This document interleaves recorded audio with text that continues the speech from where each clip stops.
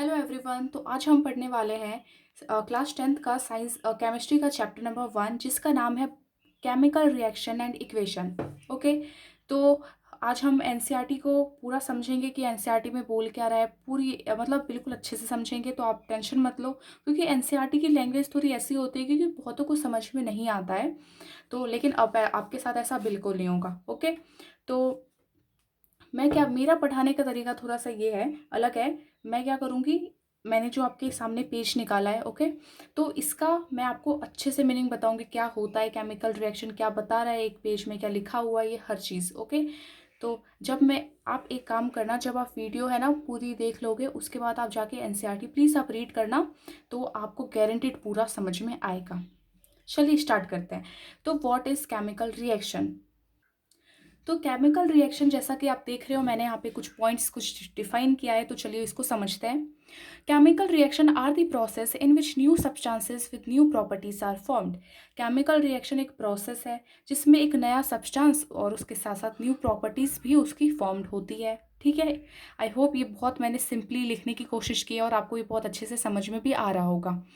और जब भी केमिकल रिएक्शन होता है, एटम्स जो एक एलिमेंट का होता है, वो एक एलिमेंट का पूरा एटम चेंज नहीं होता, सिर्फ क्या होता है, into those of another element. Okay. देखिए, ड्यूरिंग जब भी कोई केमिकल रिएक्शन होता है तो atoms of one element change नहीं होता है इनटू दोज ऑफ मतलब अनदर एलिमेंट में एक एलिमेंट चेंज नहीं हो पाता है।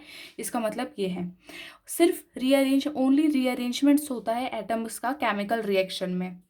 अब जो नए दो सब्सटेंस होते हैं, अब समझिए, जो सब्सटेंस होते हैं जो कि which take part in a chemical reaction are called reactant. जो सब्सटेंस केमिकल रिएक्शन में पार्ट करते हैं, मतलब जिनका हिस्सा होता है कि हाँ केमिकल रिएक्शन कर रहे हैं, जैसे आगे मैं आपको बताऊंगी क्या होता है।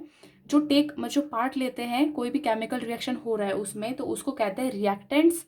एंड ये हमेशा लेफ्ट हैंड साइड में रिएक्टेंट्स को लिखा जाता है और राइट हैंड साइड में हमेशा प्रोडक्ट को। अब प्रोडक्ट भी क्या होता है ये समझ लेते हैं।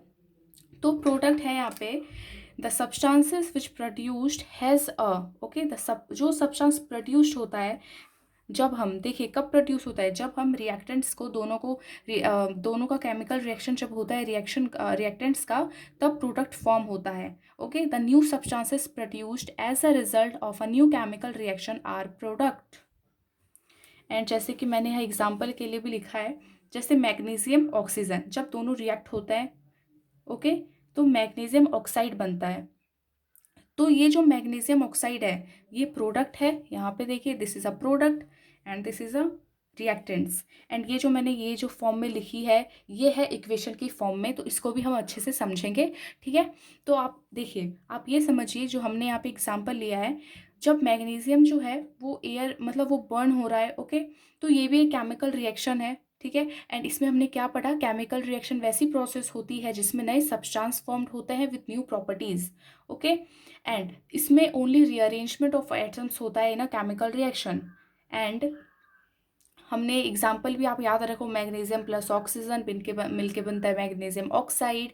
जैसे कि हाइड्रोजन प्लस ऑक्सीजन की दोनों के एटम मिलके क्या बनते हैं, मॉलिक्यूल दोनों के मिलके बनते हैं वाटर, H2O। ठीक है। यहाँ मैं लिख देती हूँ, H2 + O2 हमें क्या देता है, H2O, वाटर। ये आई होप ये तो वैसे सबको पता ही है, वाटर होता है H2O का मतलब। तो यहाँ तक तो आपको अच्छे से समझ में आ गया होगा। तो देखिए, हमारे हमारे एनसीईआरटी में, तो हमारी एनसीईआरटी में है ना कुछ सिचुएशन दी गई थी कि मतलब मिल्क को हम है ना मतलब गर्मियों के टाइम में हम जब उसको रूम टेम्परेचर पे रख देते हैं तो क्या होता है, ग्रेप्स फर्मेंटेड होती है। और जब फूड जो है कुकड होता है, food get digested in our body, जब हम रिस्पायर करते हैं, तो ये सब सिचुएशन दी गई है। तो इस सिचुएशन में आप अच्छी तरह से समझते हो कि जो मिल्क है, आप जब गर्मियों के मौसम में इसको ऐसे ही रूम टेम्परेचर पे रख दोगे तो दूध है ना फट जाएगा। ये तो सबको पता है, सबके घर में ऐसा हुआ भी होगा, क्योंकि ऑब्वियसली मेरे घर में ऐसा होता होता रहता था। And food is cooked, food cooked हो रहा है, पहले फूड कच्चा, हमने उसको पकाया, वो पक गया। ठीक है। हम रिस्पायर करते हैं, जब हम आयरन को मतलब ह्यूमिड एटमॉस्फेयर पे रख देते हैं, मतलब पानी और हवा के कांटेक्ट में बहुत रख देते हैं, तो उसमें जिंक बन जाता है। ओके। जिंक बन जाता है। तो इसमें है ना, इस सिचुएशन में नेचर और आइडेंटिटी जो थी इनिशियल सब्सटेंस की, मतलब इनिशियल सब्सटेंस क्या, मिल्क। ओके, मिल्क इनिशियल था, उसके बाद जाके वो फटा, है ना। तो इनिशियल सब्सटेंस है ना वो कुछ चेंज हो गई है, जाहिर सी बात है कुछ चेंज हुई है। मिल्क को रूम टेम्परेचर पे रखा, वो फट गई, पहले जो पहला उसका था इनिशियल सब्सटेंस वो दूसरे में चेंज हुआ ना। ओके, तो अब इसमें है ना हमको एक एक्टिविटी दी गई है जो कि बहुत ईजी है, जो मैंने आपको अभी वैसे वैसे अभी बताया था बोर्ड में लिख के। तो इसमें बताया गया है, हम मैग्नीशियम को है ना, मैग्नीशियम एक रिबन होता है, मैग्नीशियम सॉरी एक मैग्नीशियम रिबन लेते हैं। ओके, अब उस मैग्नीशियम रिबन को हम है ना बर्न करेंगे। ओके, उसको बर्न करेंगे with the help of a burner. Okay, this is a burner, इसकी मदद से। और वहाँ पे जब हम उसको बर्न करेंगे, जब वो एयर के कांटेक्ट में आएगा, जब वो बर्न होगा, तो ये जो है, ओके, ये जो वाइट वाइट पाउडर गिर रही है, ये जो है ना इसी को कहते हैं मैग्नीशियम ऑक्साइड। ओके, जब ये जलता है तो बहुत एक वाइट फ्लेम भी प्रोड्यूस्ड होता है, तब वही होता है ये वही होता है मैग्नीशियम ऑक्साइड। तो ये वैसे भी हालांकि मैंने आपको पहले बता दिया है। ओके, सो जब हम क्या करते हैं, जब हम मैग्नीशियम रिबन को जब हम चलाते हैं, बर्न करते हैं, तो उससे पहले एक चीज़ और एक हम करते हैं जो हमारी एनसीईआरटी में लिखा गया है, उसको हम सैंड पेपर से रब करते हैं। ओके, तो ये क्वेश्चन आ सकता है और आता भी है, क्यों हम उसको सैंड पेपर से रब करते हैं बिफोर बर्निंग। तो इसका जवाब देखिए मैंने लिखा है, before burning in air, the magnesium ribbon is cleansed by rubbing with a sandpaper. हम उसको हम जलाने से पहले हम मैग्नीशियम रिबन को क्लीन करते हैं by rubbing with a sandpaper, क्योंकि this is done to remove the protective layer of magnesium oxide. ये हम इसलिए करते हैं ताकि मैग्नीशियम के ऊपर जो प्रोटेक्टिव लेयर जो होती है, प्रोटेक्टिव, यहाँ पे मैं अंडरलाइन कर देती हूँ, protective layer of magnesium oxide को रिमूव करने के लिए from the surface of magnesium ribbon, so that it may readily combine, ताकि, और ये हम इसलिए उसके ऊपर से मैग्नीशियम ऑक्साइड का कवर हटाते हैं, ताकि वो जो ऑक्सीजन के साथ जो मैग्नीशियम है वो रीडली यानी जल्दी कंबाइन कर सके। तो चलिए एक बार फिर से बोलती हूँ मैं इसे, before burning in air the magnesium ribbon is cleansed. हम उसको क्लीन इसलिए करते हैं मैग्नीशियम रिबन को बिफोर बर्निंग इन एयर से पहले, क्योंकि जो प्रोटेक्टिव लेयर जो होती है मैग्नीशियम ऑक्साइड को, उसको हम हटाते हैं, उसमें होती है, उसकी लेयर होती है, और इसलिए हम उसको हटाते हैं ताकि जो मैग्नीशियम जो है वो रीडली कंबाइन कर सके ऑक्सीजन के साथ जो कि एयर में प्रेजेंट होती है। देन जैसे कि बहुत सारी केमिकल रिएक्शंस होती है जो हमारे आसपास होती है, बट हम सबको पता नहीं होता कि हाँ this is a chemical reaction. तो कुछ केमिकल रिएक्शन जो हमारे आसपास जो हम डेली ऑब्जर्व करते हैं, बट हमें पता नहीं है कि वो केमिकल रिएक्शन होती है। ओके, जैसे कि formation of curd from milk, दूध से दही बनता है, cooking of food, digestion of food, rusting of iron, burning of candle wax, जब हम कैंडल वैक्स को जलाते हैं, रस्टिंग, जब आयरन रस्ट हो जाती है उसमें रस्ट सिंक लगती है, जब मिल्क से दूध बनता है, फूड कुक हो रहा है और डाइजेशन जो हो रहा है फूड, ये सब केमिकल रिएक्शंस होती है। वैसे होती तो बहुत है, लेकिन यहाँ पे मैंने कुछ लिखा है जो आप डेली लाइफ में देखते हो बट किसी को पता नहीं। और ऑल्सो रिपनिंग ऑफ फ्रूट्स भी होता है, केमिकल रिएक्शन ही होता है। ओके, और एग्जाम्पल्स है जैसे फर्मेंटेशन ऑफ ग्रेप्स हो गया, एंड बहुत कुछ है। ओके, तो अब हम बात करेंगे characteristic of a chemical reaction. So हमारी एनसीईआरटी के सेकंड पेज में टाइप्स ऑफ केमिकल रिएक्शन के बारे में कहा गया है। ओके, तो हाँ, आप लोग के लिए एक बात बहुत ज़रूरी है जाननी कि जो हमारी एनसीईआरटी ने उसमें पूरा मेंशन नहीं किया है, बट बहुत सारे क्वेश्चंस हैं जो बोर्ड में आते हैं, तो मैं उन सबको लेके चलूँगी, ठीक है, ताकि आप अच्छे से जान सको और आपको पेपर में कोई प्रॉब्लम नहीं हो। ठीक है, तो कैरेक्टरिस्टिक ऑफ केमिकल रिएक्शन, तो कैरेक्टरिस्टिक कितनी होती है, फाइव कैरेक्टरिस्टिक होती है केमिकल रिएक्शन की। अगर ये कैरेक्टरिस्टिक अगर आपको एक भी कहीं दिख रही है तो आप कह सकते हो कि हाँ केमिकल रिएक्शन हो रहा है। तो देखिए, फर्स्ट है फॉर्मेशन ऑफ अ प्रिसिपिटेट। हाँ हाँ, हम आगे जानेंगे कि प्रिसिपिटेट क्या होता है। ओके, टेंशन लेने की बिल्कुल बात नहीं है, बहुत क्लियरली अच्छे से समझ में आएगा। एंड सेकंड है evolution of a gas. Third है change in colour. Change in colour से आपको समझ में आ रहा होगा कि क्या इसमें हो रहा है। एंड चेंज इन टेम्परेचर भी, and change in state. Okay, तो चलिए अब स्टार्ट करते हैं पहले फॉर्मेशन ऑफ अ प्रिसिपिटेट। सो हमारी एनसीईआरटी में है एक्टिविटी 1.2 में कहा गया है कि take lead nitrate solution in a test tube add potassium iodide solution to this, what do you observe. Okay, तो उसको हम ऑब्जर्व करते हैं एंड यहाँ पे मैंने डिफिनेशन देखिए मैंने यहाँ पे लिख दिया है एंड चलिए अब मैं आपको बताती हूँ। तो उसमें कहा जब हम पोटेशियम आयोडाइड सॉल्यूशन को हम ऐड करते हैं सॉल्यूशन ऑफ लीड निट्रेट, ओके, वहाँ पे जब हम पोटेशियम आयोडाइड सॉल्यूशन को ऐड करते हैं लीड निट्रेट के साथ, तब एक येलो प्रेसिपिटेट है ना वो फॉर्म्ड होता है। किसका? Yellow precipitate of lead iodide is formed. Okay, अब आप सोचोगे प्रेसिपिटेट क्या होता है ना, तो देखिए प्रेसिपिटेट क्या होता है, इसका आंसर है it is a solid product which separate out from the solution during a chemical reaction. ये प्रेसिपिटेट एक सॉलिड प्रोडक्ट होता है जो कि सेपरेट होता है out from during a chemical reaction के सॉल्यूशन से सेपरेट होता है, तो उसी को प्रेसिपिटेट कहते हैं। तो प्रेसिपिटेट एक सॉलिड प्रोडक्ट होता है जो कि सेपरेट होता है, जब कोई केमिकल रिएक्शन हो रहा है उस सॉल्यूशन से सेपरेट होता है तो हाँ वो प्रेसिपिटेट है। तो जब हमने पोटेशियम आयोडाइड को हमने लीड निट्रेट के साथ ऐड किया, रिएक्ट दोनों कर गए, तब एक yellow precipitate means yellow solid कुछ फॉर्म होता है जिसको हम कहते हैं lead iodide. Okay, and the chemical reaction between potassium iodide and lead nitrate characterised by formation of yellow precipitate of lead iodide. अभी जो हमने केमिकल रिएक्शन देखा पोटेशियम आयोडाइड और लीड निट्रेट के बीच में, तो ये दोनों जो है ये कैरेक्टराइज हो रहे हैं bye formation of yellow precipitate, क्योंकि इसमें है ना एक प्रेसिपिटेट फॉर्म हुआ, तो इसलिए हम इसको बोलते हैं ये कैरेक्टराइज्ड हो रहा है formation of yellow precipitate of lead iodide. और हाँ, आपके क्वेश्चन जब आपको क्वेश्चन वहाँ पे दिया गया है तो आपको आंसर ऐसे ही लिखना है, ऐसे लैंग्वेज अच्छे से डिफाइन करके। अब मैं एक और एग्जांपल देती हूँ, हालांकि this is not given in NCERT but फिर भी क्योंकि क्वेश्चन में है ना मतलब बोर्ड के पेपर में पूछा गया है, तो आप वहाँ पे जब ये आएगा कि वाइट प्रेसिपिटेट किससे फॉर्म होता है तो आपको तो पता ही नहीं होगा, इसलिए ये इंपॉर्टेंट है। तो when dilute sulfuric acid is added to barium chloride, जब dilute sulfuric acid जब हम उसको ऐड करेंगे बेरियम क्लोराइड सॉल्यूशन में, तो जब हम टेस्ट ट्यूब में पहले मान के चलो पहले टेस्ट ट्यूब लिया, अब टेस्ट ट्यूब में हमने क्या किया, सॉरी ये टेस्ट ट्यूब नहीं है, तो हमने एक टेस्ट ट्यूब ले लिया, अब उसमें हम क्या करते हैं, हम उसमें बेरियम क्लोराइड डाल देते हैं। ओके, बेरियम क्लोराइड हमने डाल दिया, बेरियम क्लोराइड डाल दिया। अब उसमें हम क्या ऐड करेंगे, फिर हम उसमें डिल्यूट सल्फरिक एसिड ऐड करेंगे, फिर ऐड किया again dilute sulphuric acid.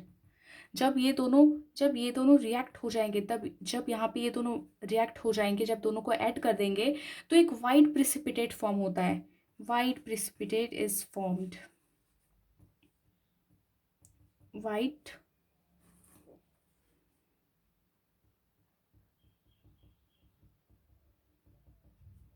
Is formed. So white इसमें एक प्रेसिपिटेट फॉर्म्ड हुआ, वो भी किस चीज़ का प्रेसिपिटेट, बेरियम सल्फेट। जो वाइट प्रेसिपिटेट वो क्या था, बेरियम सल्फेट। तो जो अभी हमने रिएक्शन किया तो हम बोल सकते हैं कि इसमें एक वाइट प्रेसिपिटेट फॉर्म हुआ, तो हम इसको कैरेक्टराइज करेंगे किससे, formation of a white precipitate of barium sulphate. Again इसको मैं फिर से बोलती हूँ, जब जब हम डिल्यूट सल्फरिक एसिड को ऐड करेंगे टू बेरियम क्लोराइड सॉल्यूशन में taken in a test tube में है, अब तब एक वाइट प्रेसिपिटेट बेरियम सल्फेट का फॉर्म होगा, और ये नेम तो आपको याद रखने हैं। एंड सो ये जो केमिकल रिएक्शन है this chemical reaction is characterised by formation of white precipitate of barium sulphate. Okay, तो आई होप आपको फॉर्मेशन ऑफ प्रेसिपिटेट क्या होता है ये आपको अच्छे से समझ में आ चुका है, और मैंने ये बहुत यहाँ पे अच्छे से मतलब सिंपली बना के बिल्कुल लिखा है ताकि आप लोगों को अच्छे से समझ में आ सके। तो अब हम सेकंड अभी पढ़ेंगे, हम लोग पढ़ेंगे evolution of gas. Okay, so हमारी एनसीईआरटी में गिवन है take some zinc granules in a test tube, add dilute sulphuric acid उसमें डिल्यूट सल्फ्यूरिक एसिड ऐड कर देना है जिंक ग्रैन्युल्स में। तो आप क्या ऑब्जर्व करते हो ये सब, तो इसका आंसर हम जानते हैं, ठीक है। तो इवोल्यूशन ऑफ गैस हम पढ़ रहे हैं। तो वैन जिंक ग्रैन्युल्स, जब हम जिंक ग्रैन्युल्स को रिएक्ट करेंगे डिल्यूट सल्फ्यूरिक एसिड में, ओके। जब जिंक ग्रैन्युल्स है हमने उसको डिल्यूट सल्फ्यूरिक एसिड के साथ रिएक्ट कर दिया, मींस एक टेस्ट ट्यूब लिया, अब दूसरे एक टेस्ट ट्यूब में सल्फ्यूरिक एसिड डाला, देन उसमें जिंक ग्रैन्युल्स डाला, जब दोनों रिएक्ट हो गए, then bubbles of hydrogen gas is evolved. तो बबल्स जो है हाइड्रोजन गैस की वो फॉर्म्ड होती है, ओके। तो इसमें क्या होता है, तो दिस केमिकल रिएक्शन, ये जो केमिकल रिएक्शन है zinc granules and dilute sulphuric acid का, is characterised by evolution of hydrogen gas. तो वो मतलब वो कैरेक्टराइज किससे है, इवोल्यूशन ऑफ गैस। तो कोई रिएक्शन हो रहा है, आप देख रहे हो उसमें हाइड्रोजन गैस फॉर्म हो रहा है, किसी में CO2 फॉर्म हो रहा है, तो आप कह सकते हो हाँ ये कैरेक्टराइज्ड है इवोल्यूशन ऑफ गैस से।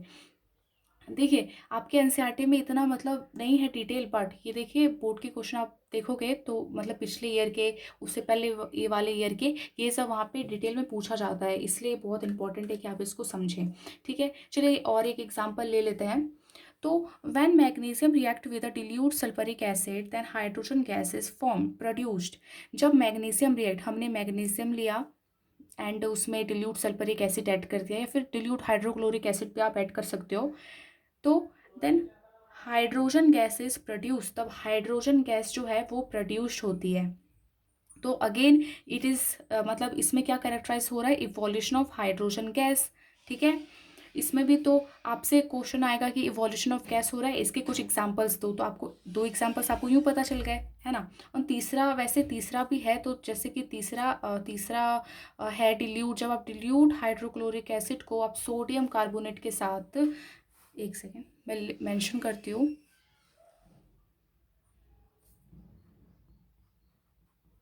जब आप डिल्यूट हाइड्रोक्लोरिक एसिड,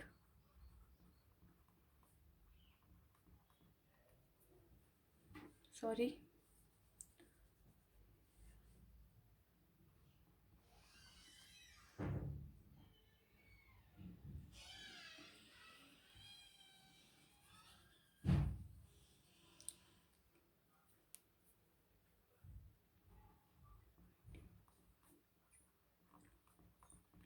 जब डिल्यूट हाइड्रोक्लोरिक को आप रिएक्ट करोगे सोडियम, किसे करोगे, सोडियम कार्बोनेट से,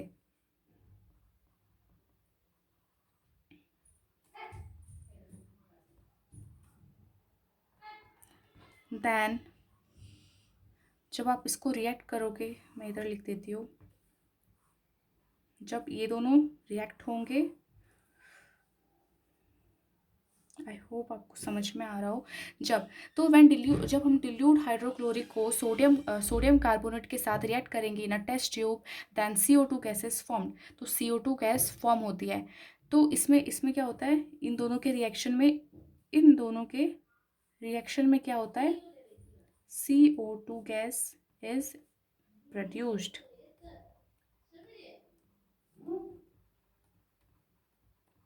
तो इसमें कार्बन डाइऑक्साइड की गैस प्रोड्यूस होती है। तो हम कह सकते हैं डिल्यूट हाइड्रोक्लोरिक एसिड और सोडियम कार्बोनेट को जब हम रिएक्ट करेंगे तो CO2 गैस इस प्रोड्यूस होती है, ये कैरेक्टराइज्ड है evolution of CO2 gas, okay. तो आप यहाँ पे मैंने आपको जैसे फर्स्ट में बताया था, जिंक ग्रैन्युल से हमने उसको रिएक्ट किया डिल्यूट सल्फ्यूरिक एसिड के साथ, ओके। तो then bubbles of hydrogen gases formed. तो आप इसमें एक कैरेक्टरिस्टिक इस रिएक्शन में और होता है, वो है चेंज इन टेम्परेचर। मैं इसको आगे डिटेल बताऊंगी, बट अभी थोड़ा सा हिंट दे देती हूँ।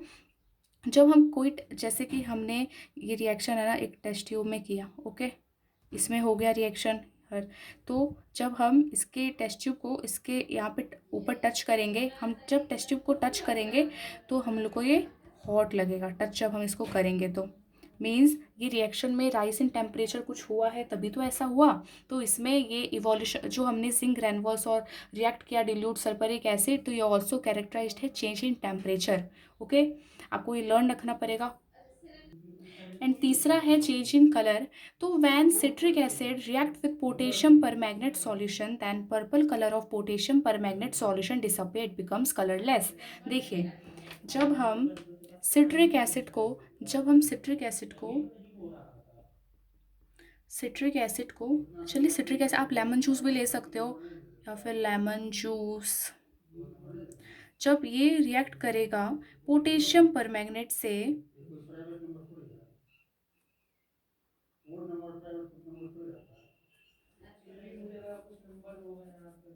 जब जब सिट्रिक एसिड या फिर लेमन जूस ये रिएक्ट करेगा पोटेशियम परमैंगनेट, पोटेशियम परमैंगनेट,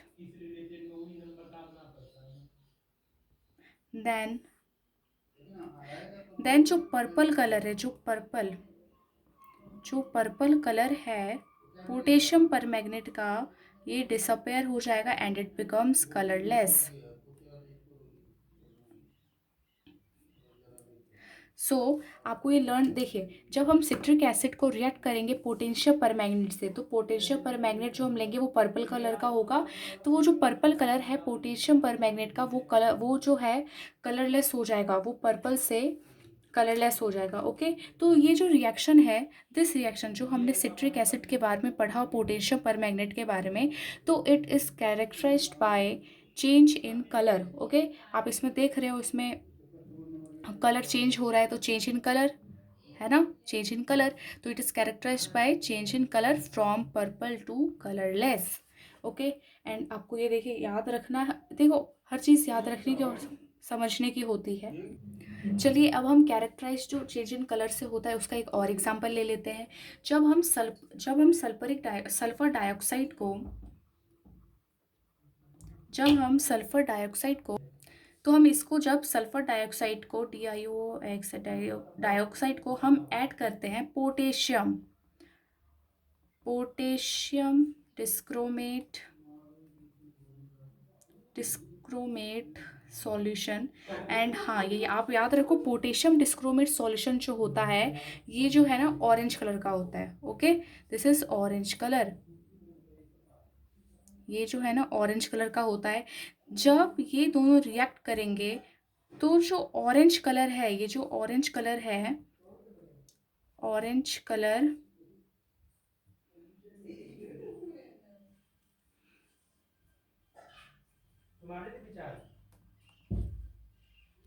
ये जो ऑरेंज कलर है ना ये खत्म हो जाता है, एंड ये जो है ये किस में चेंज होता है, ग्रीन में।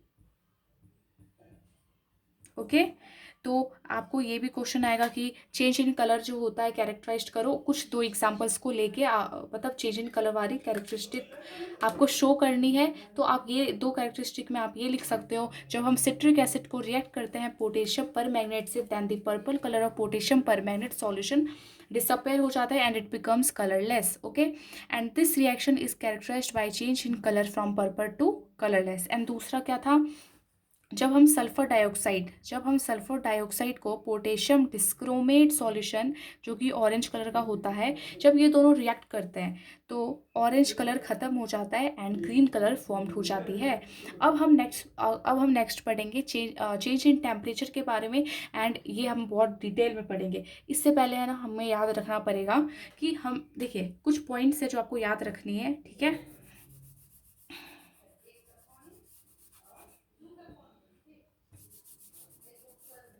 ओके, तो आपको याद रखना है कि, सॉरी, हाँ आपको याद रखना है क्विकलाइम,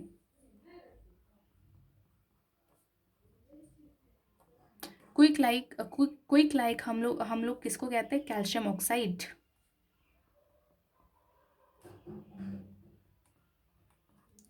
और इसको हम लोग क्विकलाइम, हाँ क्विकलाइम हम लोग इसको कहते हैं। एंड और देखिए सेड लाइम, इसको हम कहते हैं कैल्शियम हाइड्रोक्साइड।